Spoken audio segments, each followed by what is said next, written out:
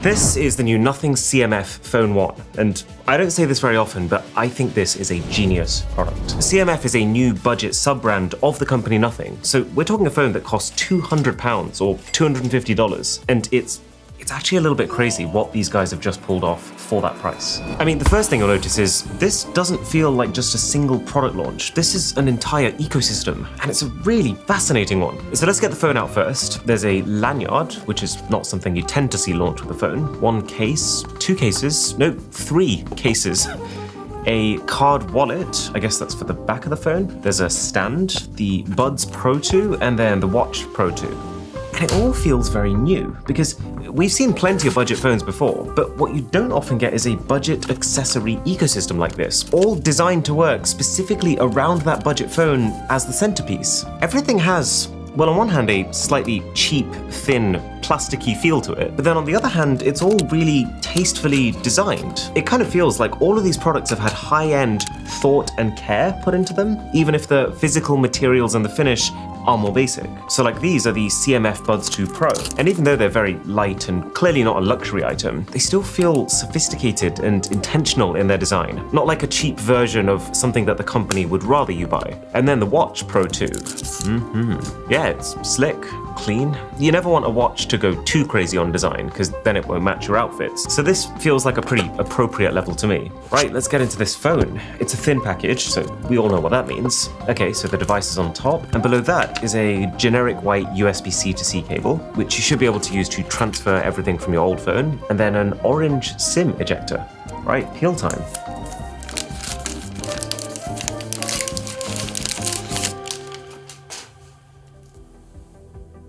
And right off the bat, it's pretty clear that this is not your normal phone. And it's not just that it looks different, because you know these cases that I showed you?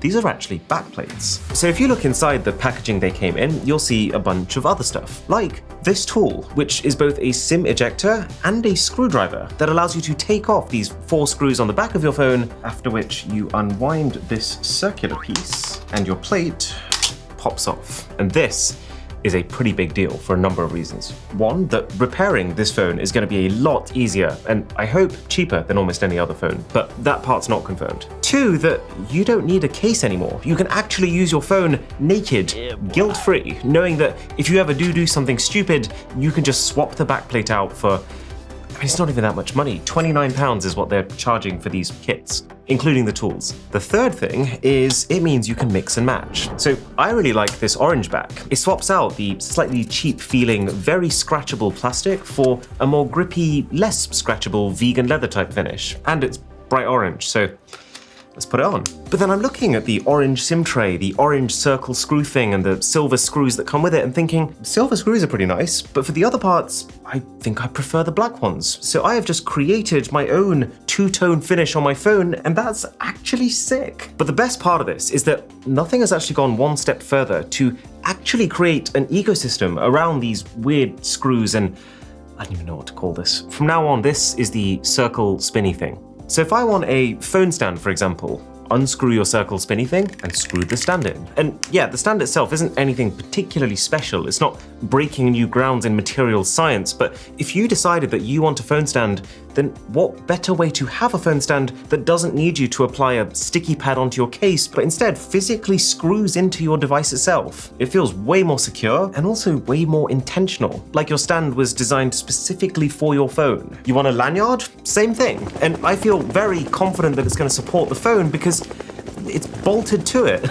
Or like, there's no MagSafe wireless charging baked into this phone, right? You can't just slap one of those Apple wallets onto the back of this and expect it to hold. But screw this CMF wallet enclosure in, like this. That's very secure. And now you have your magnet to be able to attach your wallet on top of. And this thing can hold like 3 cards? This whole thing reminds me very much of a mentality that I discovered in India. It's called Jugaad. It means frugal innovation. Inventive ways to use what you have to achieve things that would normally require more resources. Because just by properly thinking this through before building it, this company has genuinely achieved a really high level of functionality without making it cost them any more to build this thing. You're actually getting something here that you can't get just by paying through the nose for a higher end device. Like, nothing has managed to make something that gives their $250 phone a tangible leg up over my $1,200 phone. And that is absolutely amazing.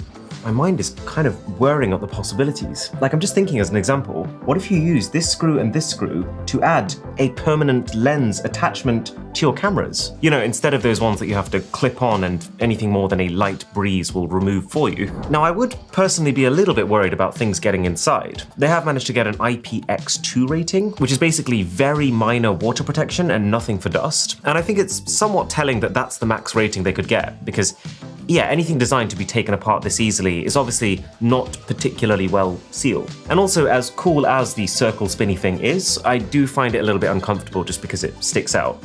But let me be very clear, all in all for the price, this is one of the best designed phones I've ever seen, which I'm only half surprised by because the entire name of this sub-brand, CMF, very literally stands for colors, materials, and finish. It's actually the rest of the phone that surprised me more. So let's talk about it. If you're winning with design at $250, then where are you losing? Well, it's not the screen. This is a 120Hz adaptive AMOLED Full HD Plus display. It's very smooth, it's sharp, it's punchy. This thing can display HDR10 plus content, which is a luxury that you could only get by paying over $1,000 like literally 2 years ago. They've pre-installed a screen protector, which I always rate, and this right here is an in-display optical fingerprint scanner, which is, well, it's fine, it works. Even the brightness, which is one of the first things to go, is actually pretty good. The company's advertising a 2000 nit peak brightness, but you'd only achieve that in very, very specific situations. More typically, this thing can go up to a max of 700 nits in normal brightness and then 1200 nits in ultra bright outdoor environments, which means that in the absolute worst case scenarios, you might have to squint a little bit, but you'll pretty much never struggle to see it. The only thing I would complain about, and I am being quite nitpicky here, but the bottom bezel is slightly thicker than the other bezels. And this is particularly interesting because I remember having a conversation with Carl Pei, the CEO, when he launched the Nothing Phone 2. He was basically explaining how much extra effort, cost, and engineering is required to just push this bottom lip down a tiny little bit to even it all out. And he made the decision to still do that on those more expensive Nothing phones. But now we're looking at a phone which is basically half of that cost. I guess he's decided to let some of those design ideologies slip a little bit. Fair compromise though, I still can't think of a better screen than this for $250. So surely you compromise on battery then? No. The phone has a 5000 mAh cell. The chip is actually based on the very efficient 4nm process. The software skin is very light, no thanks to the thousands of apps I've installed on top of it. And I also noticed they set the phone to dark mode by default with all black icons, which is good because this AMOLED display will turn off anywhere it's displaying black pixels, to the point where there is no doubt in my mind that I will be gracefully carried through the day by this thing. Like if I just pull up my battery settings now, it's saying I've had 4 hours of screen on time and I'm still on 60% battery. So I'm currently on track for this thing lasting 10 hours of screen on time on this charge, which, am I ever going to need more than that? Only weird thing is, even though the phone is stupidly easy to take apart, you still can't actually swap the battery out yourself if you decided that your existing one is getting old, which feels like a missed opportunity to me. And the charging situation is okay. There's no wireless charging, and the wired charging is up to a pretty mediocre 33 watts. But since you don't get the charging brick to achieve that wattage, I imagine most people will be operating under that. But the important thing is the battery life, and the battery life they have nailed. And you're not compromising with the software either. This phone runs Nothing OS 2.6 based on Android 14, and I love this software skin. It's light, it doesn't interfere too much with what stock Android already does well, but where it does, it's little thoughtful things to either make your phone more aesthetic or make it less distracting. There's an AI generator tool for wallpapers, which is quite limited in options. It would be nice if you could at least specify the color you wanted, but equally it does churn out reliably good results. They never seem to look too AI generated, if you know what I mean. And you're getting that with 2 years of major Android updates and 3 years of security updates, which is no doubt a big part of where money is saved compared to the more expensive Nothing Phone 2, for example. It's not a bad level of support, it's pretty standard at this tier. It's just, it's nothing spectacular. But it's the chip inside this phone that, for me, was the biggest wildcard. I had no idea what to expect. The phone's got 6 GB of RAM on the base model and 128 gigs of storage. Interestingly, expandable storage with up to a 2 TB SD card. And it's paired with a MediaTek chipset, the Dimensity 7300. And the reason that I didn't know what to expect is, well, at least on paper, the Dimensity 7300 is actually less powerful than the 7200, which someone please explain the math to me. But anyway, this is what that looks like in practice. So this is the latest game from Hoyoverse, the company who made Genshin Impact. And providing I'm on game mode, which you can access by just swiping in from the left, I can play it at a pretty acceptable frame rate, hovering at mostly high settings. But even though there is a liquid cooling system on the inside, I have noticed the performance declining with prolonged gaming. So if I don't want it to get laggier, then I'll get a more stable experience if I go down to medium settings. So if you factor in that this is as demanding as mobile games get, then there isn't anything that you won't be able to play,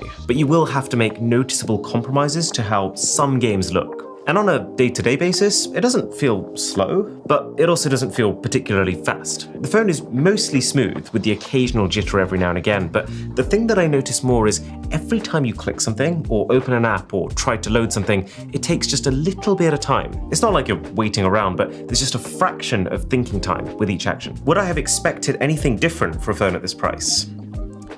No, not really. It's actually just that most of the phone is so good that it makes you forget how much it costs, and I'm actually, in my mind, benchmarking it against much more expensive devices. Audio is probably the most obvious downgrade I noticed. It's just a very simple mono speaker at the bottom. You don't get any kind of stereo effect using the earpiece as a second speaker, and you lose a little bit of the sophistication of your music when listening through it. But I also wouldn't go as far as to say that it's a bad speaker, and it is actually rather loud. So then, what this really came down to for me was the cameras. If nothing managed to do all of what they've done and also smash it with the cameras, then this thing was going straight to the Hall of Fame. But equally, this is where I was expecting a big, noticeable dip in the phone experience. So I slowly approached that camera button, fully ready to lose a chunk of respect for this device. But do you know what? These mad lads have kind of done it. So the phone has 2 cameras, but it's a little bit of a weird one because the top camera is actually just an assist camera. You can hold your finger over it and still perform basically every single function of your phone's camera. The only thing that you can't do without it is add the portrait mode effect to your shots. So if I take this photo while covering the lens, it'll look like this. If I take the same photo after having removed my finger, it will look like this. What do those photos look like? Well, very nicely detailed. You have plenty of room to zoom in further and they will still look sharp. The wide aperture and decent sensor size gets you some nice foreground-background separation and mostly flawless high dynamic range. I say mostly just because it's absolutely spot on for big scenes where there's an overexposed sky, but it often misses the small things like a bright light bulb in your shot that needs controlling. And you know what? The video has no right to look this decent. The phone shoots 4K footage at 30 frames per second, and it doesn't feel particularly noisy, which you might expect it to since this phone's chip doesn't have the best image signal processor. It doesn't feel massively unstable, which you might expect it to given that this camera has no optical image stabilization. And the focusing isn't jittery, which you might expect it to given that there's no laser autofocus or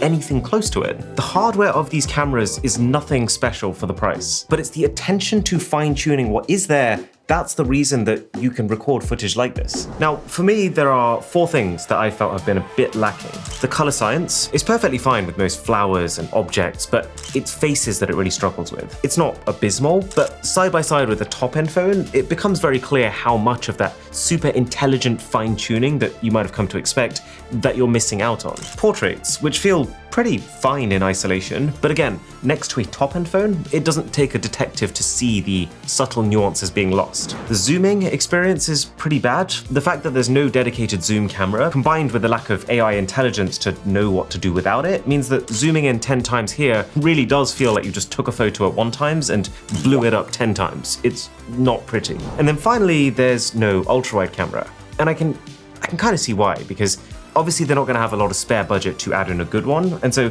adding in a cheap one just for the sake of it might make the overall camera feel worse, but it is still a lacking feature. The key thing to bear in mind though is compare this camera to any phone in its own price range, and I would say it's at least as good. I just want to make it clear what you're not getting. So the long and short of it is, the CMF Phone 1 is maybe the most instantly recommendable phone I have ever used. We've seen this formula before. company launches a new sub-brand, company wants to generate hype for that sub-brand. So company makes the first offering in that sub-brand particularly generous. Point being, it might not stay this way, but that doesn't change the fact that for what this is right now, at this price, it feels like a complete steal to me.